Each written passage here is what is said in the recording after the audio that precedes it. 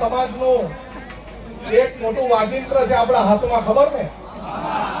વાળો મુઠ્ઠી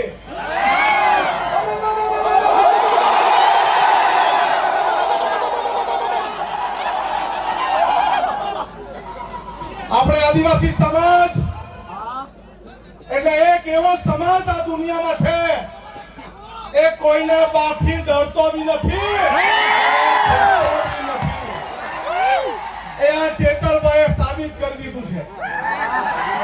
આ ચોર લુચ્ચા બેરા મુના ભાજપિયા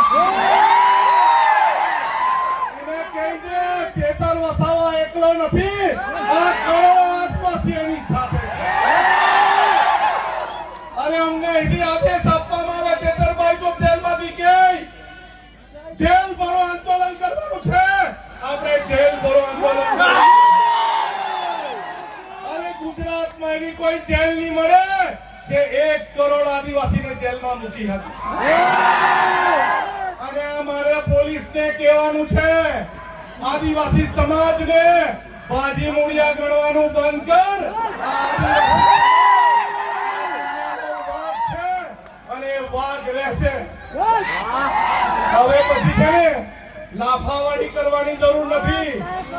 અરે ભગાવો વાળું કરવાનું શરૂઆત કરવાની. મારા ગામમાં ભાજપીઓ નહીં જોઈએ, ચલો ભગો. અરે જંગલ ખાતાવાળાને બહુ તુમાખી આવી ગયેલી હોય ને, અમારા વિસ્તારમાં પ્લાન્ટેશન નથી કરવા દેતા, આવીને બતાવજો અમારા વિસ્તારમાં. અરે આદિવાસી સમાજ એક દિવસ ડેરીમાં દૂધ ભરવાનું બંધ કરે ને તો આ બધા ભાજપીઓને ચા પીવાની બી નહીં મળે.